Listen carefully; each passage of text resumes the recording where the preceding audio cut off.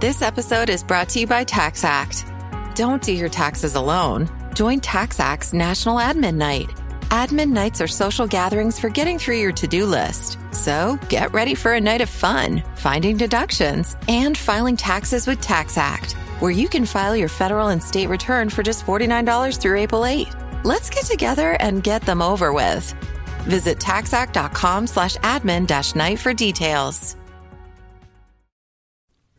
If you're looking to stay informed with the latest analysis on the stories that are shaping our world in the areas of foreign policy, national security, and domestic politics, consider becoming a member of the DSR Network. With the DSR Network podcasts, stay ahead of the curve on global affairs.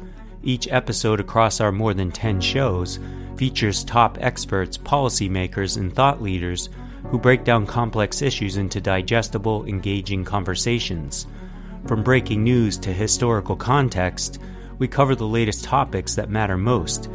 Whether it's the intricacies of international diplomacy, the latest in national security strategies, or the dynamics of U.S. politics, the DSR Network has you covered.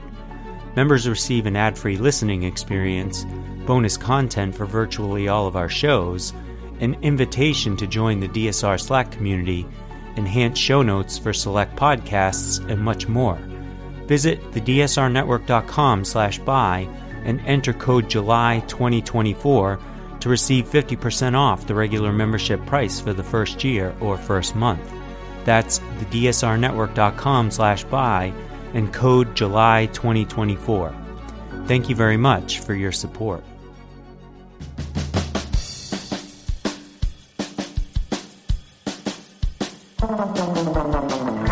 Welcome to The Secret Life of Cookies, where we try to solve the world's problems through the miracle of carbohydrates, one recipe at a time, with host Marissa Rothkopf and her dog, Bosco.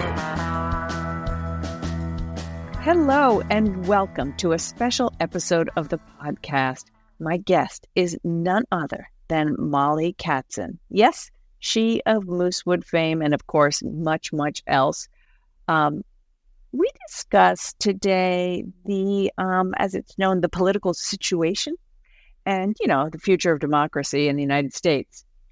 But as you might expect, the conversation turned to the power of food, more specifically, how to make ourselves feel better these days.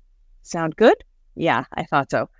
If you found yourself struggling with the news over the past couple of weeks, this episode is a must listen. Thank you so much for joining us today. And just a little note, a little housekeeping. All the recipes for this podcast and links can be found on my Substack newsletter at marissarothkopf.substack.com. You can support my work too, and I would be very grateful for that with a subscription for $5 a month. Or if that's not possible, you can subscribe for free. And don't forget, join the Deep State Radio as a member for special perks. Either way, I'm grateful for your support. We are, if you're not quite sure, who Mollie Katzen is, I have to say, where you've been living, but author of multiple cookbooks, 12 cookbooks, children's books, author, illustrator, and a noted musician. I also want to point out, I think of you as a noted musician because you practice every day. Noted is kind of pushing. Okay, notable. No, you are a great musician in your own right at home. You are kind. But you come from a family of musicians, isn't it true? Yeah, we're all music obsessed. My parents were, my three siblings are, one of them was a symphony musician for 30 years. That's what we talk about. We don't have politics in common. And in these days, present moment, not having politics in common could and should probably be a deal breaker. But we just go to music and talk about that because we love one another, even though we disagree on some stuff.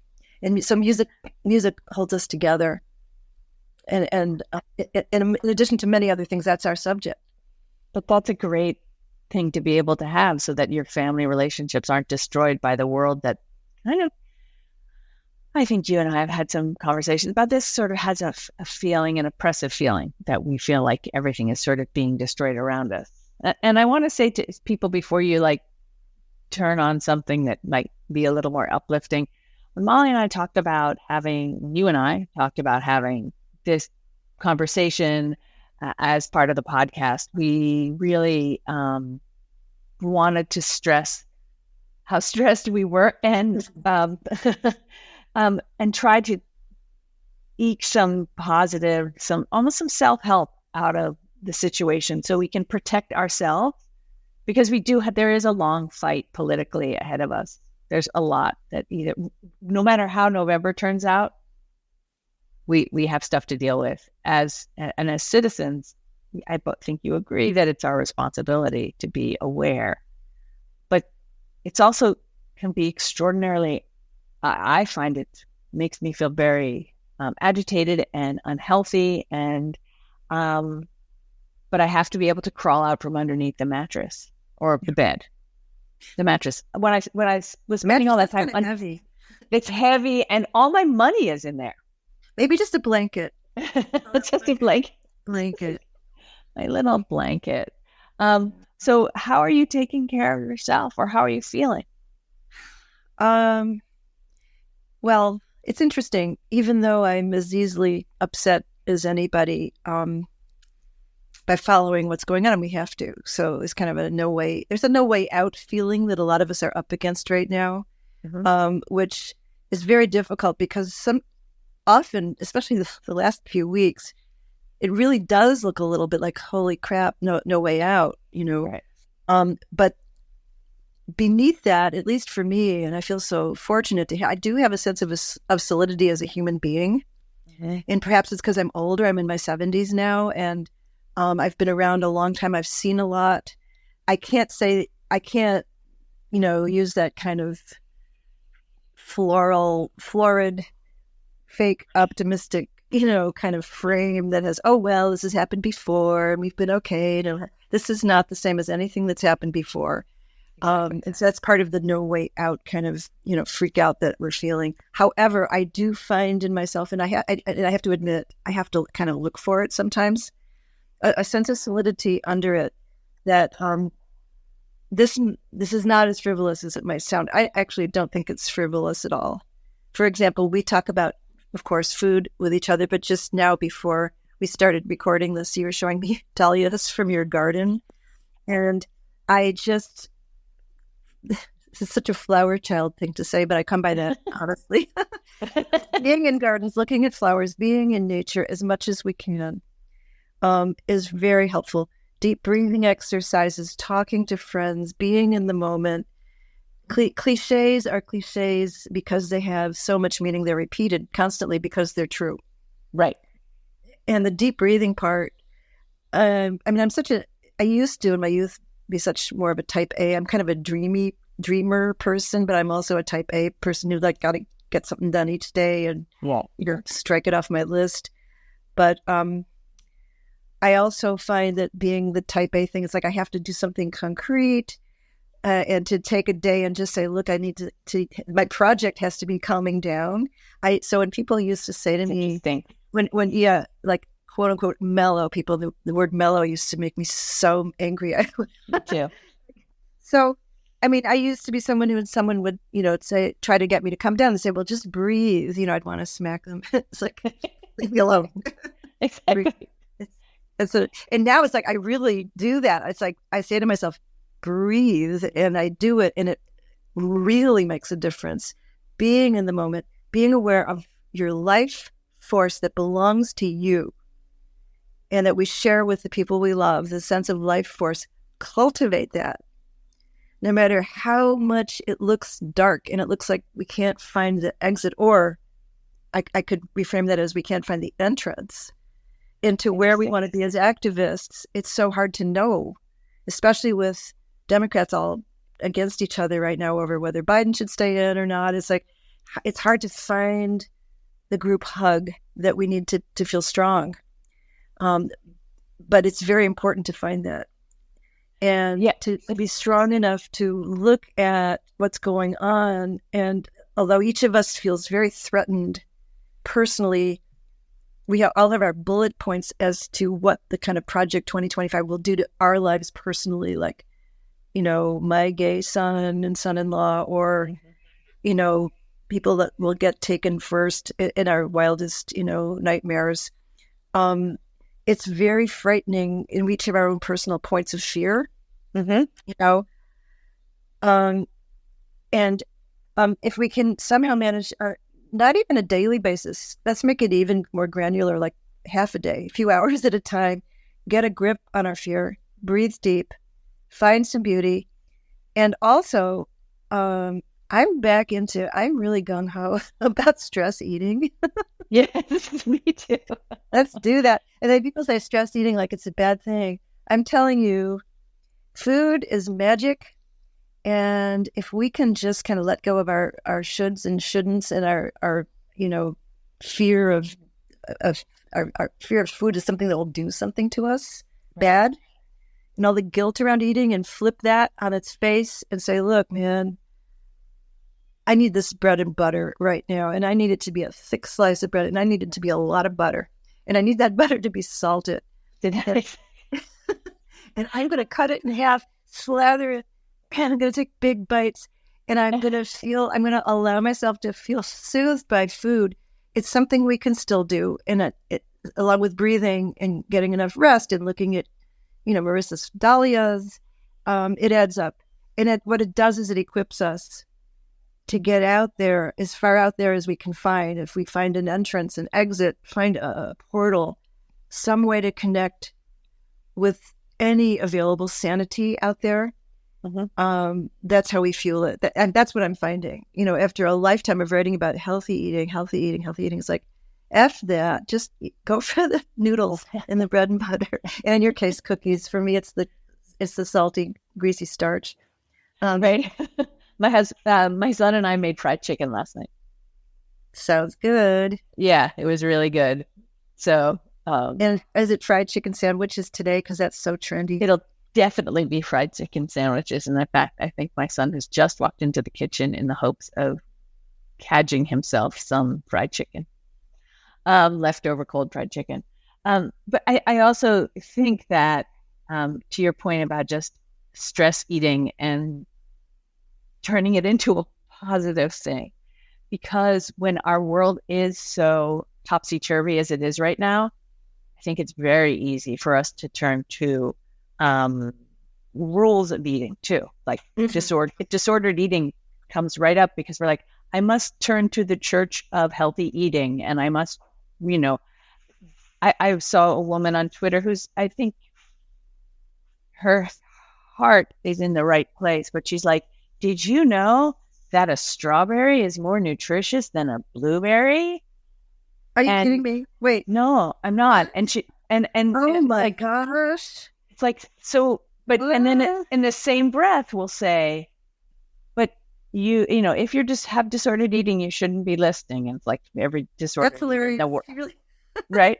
And then at the same time saying, that doesn't mean you should only eat strawberries. It means you should just be aware of all the different nutrients it has. And I'm like, no. You know what? That doesn't, you don't need to do that. No. Just enjoy. The enjoyment in and of itself is medicinal in a small m, non-prescriptive. Yep. Letting it reach you, letting the sensual pleasure of whatever your go-to comfort food is, letting it just fill you in the best ways. Guilt is not a necessary digestive enzyme. It's what's the word when something is no longer relevant? It's vestigial. Oh my God, that's the best. There's so much to feel bad about. There's so much to feel bad about. I think we just need to comfort ourselves and be less Calvinistic about it and just go forward and let it fuel us. I agree, because what else? It's not like watching the news fuels you. No. Reading the newspaper. No. My dahlias give me great fuel. That's true. My potching around in my garden, having my little moments of zen and remembering to breathe. breathing, gardens, walks, calling a friend. Every day we should be calling friends. Yeah. And just not to talk politics necessarily at all, although sometimes people need to. But you call a friend to say, how are you doing? If you're loving this show, then it's clear you value unique perspectives on the issues shaping your world. That's why you should check out The Intelligence, the free award-winning daily news podcast from The Economist and its global network of correspondents. And with a subscription to Economist Podcasts Plus, you can also get access to special limited series such as The Modi Raj, a brand new show introducing you to India's enigmatic strongman. Plus, The Economist's suite of in-depth weekly shows on business, China, American politics, and tech, all for just a few dollars a month. Search for Economist Podcasts Plus to sign up and start listening. Everything feels more expensive right now. That's why this matters. TikTok Shop has a huge selection of products with surprising deals you don't expect. Affordable finds for everyday life. Download TikTok now. Well, I really liked our conversation. I mean, I like this one, but I liked our conversation earlier in the week because we vented about politics and then we sort of, helped each other talk about other things. And I think if you spend so much time in your own mind, you're running around like a dog chasing his tail. And the tail is written on the tail is Project 2025, as far as I'm concerned. It's really deeply concerning. If someone doesn't know what Project 2025 is, please look it up on the internet. Go see. John Oliver did a great program about Project 2025 that sort of highlights what's up with just the dramatic changes that are in store for us if Trump gets reelected. And this has been the plot of like the Heritage Foundation since, Reagan. And it's laid out in a book that I think Joy Reid pointed out is 200 pages longer than Mein Kampf. Project 2025 is, I think, 900 something pages. And it's not just Trump. They've been working on it for decades. And if Trump for any reason he ends up not being the Republican nominee, it's going to be put into place by it's the Republican, it's the GOP platform, essentially. Right. And how do we make people know this? I think, I really do think, and call me kind of maybe too optimistic, but I don't think there's any such thing. Since the Supreme Court came down with this immunity crap the other day, they're just adding horsepower to Project 2025. I think that's why they were installed. But since they came down with that decision, I know a lot of people who are not and have not been particularly political. Mm-hmm. I've known people I've known for years, and we don't discuss politics, and it sort of doesn't come up. And if it doesn't come up, you assume they're not that political.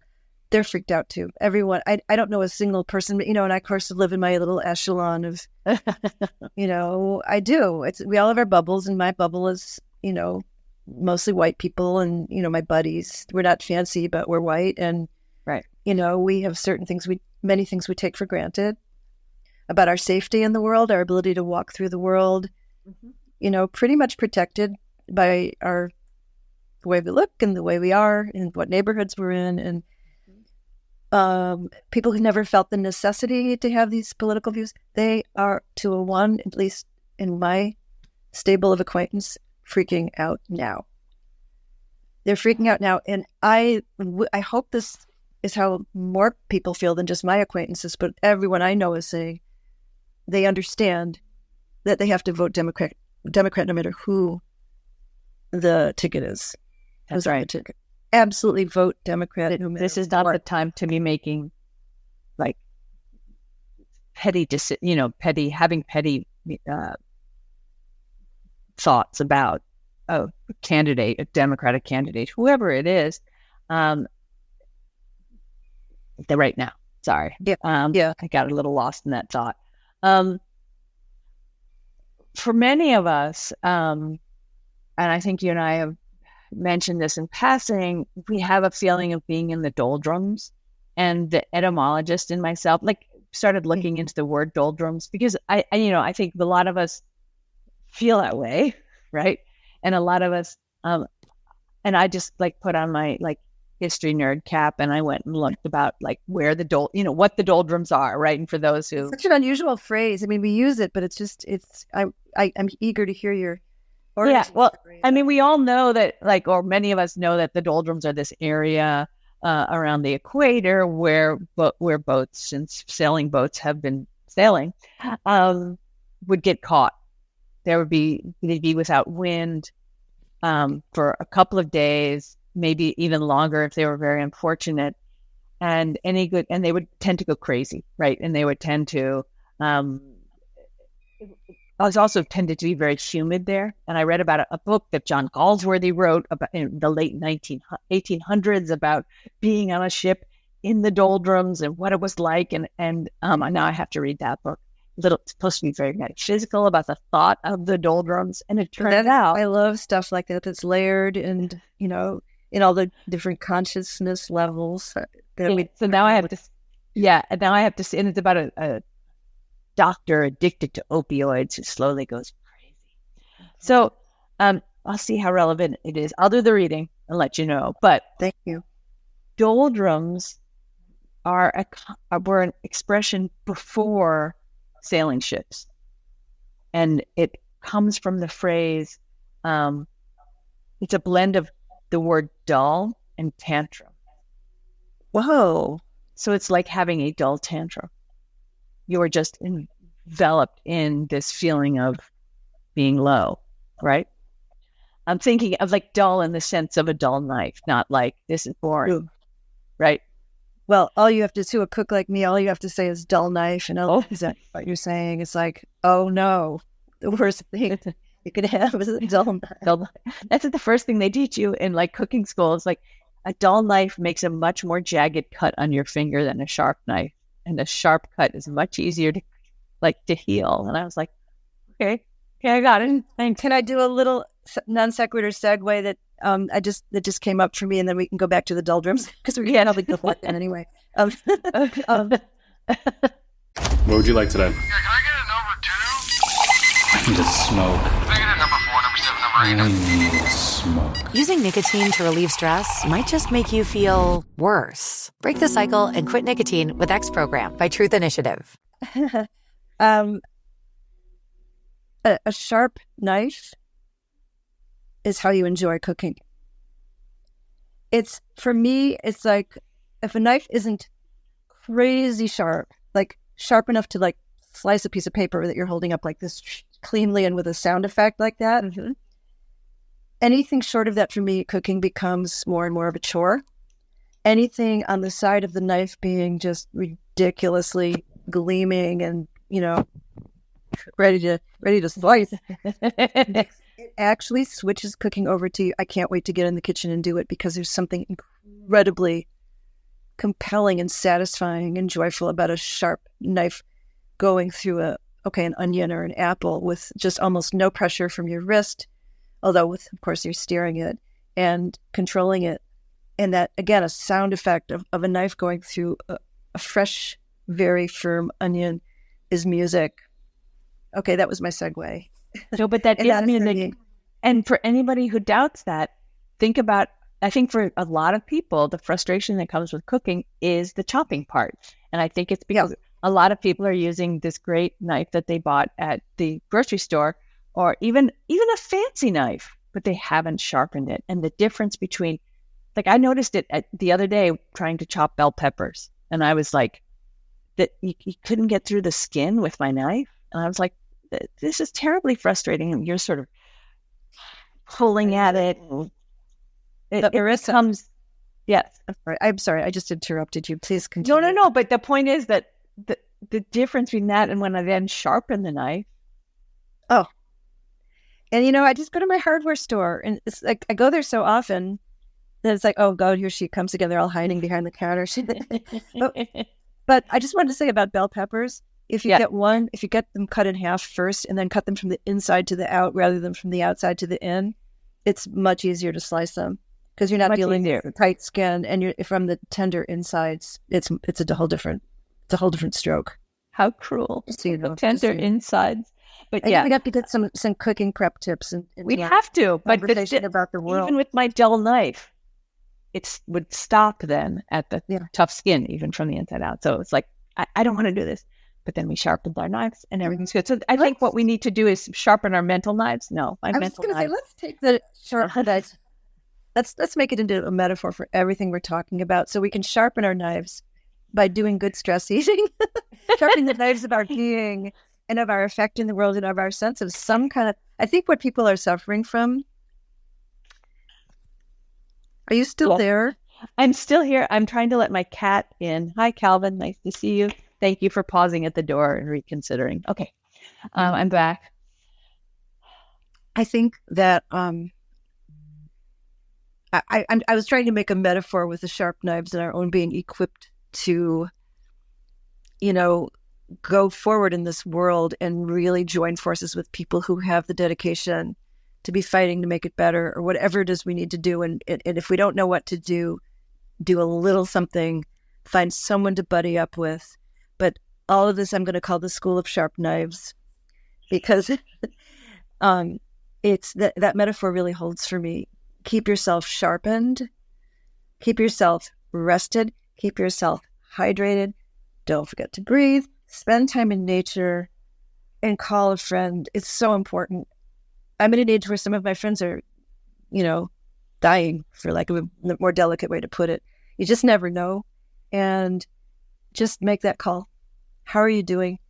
If you're belly aching about how bad the world is, kind of, I would say, raise it up a notch or two into channeling that fear and that pain and that kind of throwing your hands up in the air into a phone call. Yeah. And making it just all a little bit better for someone, even for a fleeting moment, because that's what we're grabbing at, right? And it to go back to the idea of the doldrums, I was reading about what sailors did, and the idea was to make the most, and this was so perfect, to make the most of every patch of breeze. Oh, wow, I love that. Make the most of every patch of breeze. Oh, love it. Whatever that is, however that appears, it's up to you. Just translate that as you will. Mm-hmm. I love it. Thank you. Thank you for that. It's, that's when we do with it what we can do with it.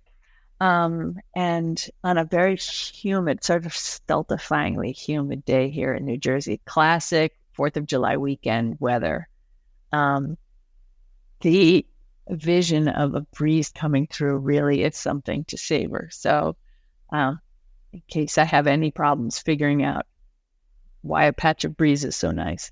But the patch of breeze can be bread and butter. It can be watching an episode of Monty Python, which I did with my family yesterday. And everybody giggled, which made me happy. It can be just petting your cat, getting the fur everywhere. You know what else, Marissa? It can be if when you get up in the morning, instead of going straight to your device for the news, for the trending topics, you know what I'm talking, going straight there. Sometimes not even getting out of bed before you go straight there. Maybe, just maybe. I don't know anybody like that. Oh, really? Yeah, no, nobody. Yeah. Okay. So keep going. For those who do that, a suggestion to switch it up. Again, we're just trying to get our brains off of a kind of a track that is one we didn't really want to have become a groove, but it's become a groove. Mm-hmm. Switch over to another track and just try for one day. And I've been doing this, so I'm not just idly, telling other people to do something. I have to put on your music instead. First thing. I'm talking about wake up brain, fresh from sleep brain. Don't fill it with Twitter or with TikTok. Don't fill it with trending topics, which are almost always hideous. Yeah, because they're just sensationalism. And instead, don't go there. give yourself an hour. It's kind of like when people are trying to quit smoking and it's just like, don't have that, put that cigarette off for another 5 minutes. Okay, you did 5 minutes, put it off for another 5 minutes. You can do it. You can do it. Just if you take 1 hour tomorrow, because today's already a day.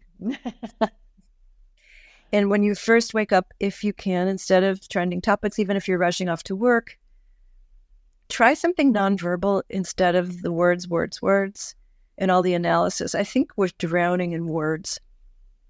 And there are so many other tributaries in our brain and in our psyche that are nonverbal. And I'm so drawn to those things. And they are so powerful. Put on some music. In my world, I live in classical music and I live in Baroque music. So that's really easy because there's no lyrics to it, or if there are, they're in German, which I don't understand. but something without necessarily a lot of content, other than something that triggers a fond memory for just loving a song. Songs are powerful. Music is powerful. Just like looking at nature, some nonverbal something that can replace the first thing out of your dream world trending topics brain. Try to defy that a little bit and see how you feel then. And because I'm one of those people, there's not that many of us left who actually uses a laptop because I'm based at home and in the garden. I come in and check messages, but I kind of like my laptop because I like to type because I'm old enough to have grown up with a typewriter. Yeah. So I do too. And my laptop has been in the shop because I did something stupid and it got so it's being rebuilt. So without my laptop, I'm much less likely to check things more often. And because I have a tendency also to lose my phone, there's at least 15 minutes each day I have that gets eaten up with where's my phone. Those things have had this incredibly unintentionally positive effect of, okay, I'm going less often to, the incredible toxicity out there, whether it's bad reporting or reporting on bad things, good reporting on bad things or bad reporting on anything. Yeah. The lack of good things altogether, not a lack, but a scarcity. I can vouch that I feel, and I'm as prone to being morose or in the doldrums as anybody. Mm-hmm.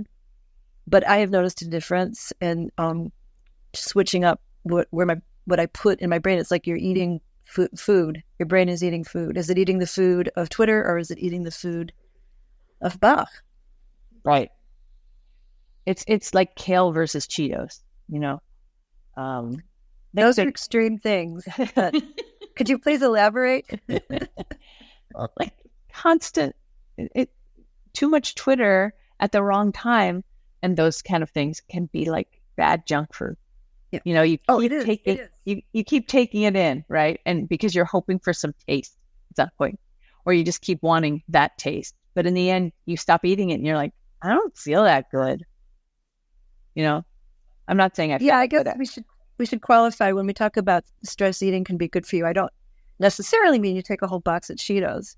I was thinking more because of who I am and my privilege, which I have to own. It's like I was thinking, an artisan loaf with Irish butter. Oh God, I hate myself right now. But okay, Cheeto, whatever your stress food is, just be conscious of it. Just don't be mindless. Be soothed. Allow yourself to be soothed, but don't go all the way to mindlessness, and you'll be fine. Appreciate it. Appreciate what you're doing, and taking it, have it be your little vacation. And take a beat between bites. Don't be shoveling it in with a steam shovel. And eat the bread and leave the little bit that has the most butter for the last bite. Yeah, like some of us weirdos do. And you're also not saying to completely forgo the news. We're not saying that we should all be living in a bubble. We shouldn't be hiding under our blanket all the time because we need to be responsible citizens. But I can't, you can't, we can't be responsible citizens and work to make things better unless we help ourselves first, right? Right. And that was my intention. I would hope that somebody tuning into this podcast in the middle and not hearing our whatever it was we said at the beginning, would understand that what we're talking about is equipping ourselves and strengthening ourselves to not withstand, but to move through. We have to go through this.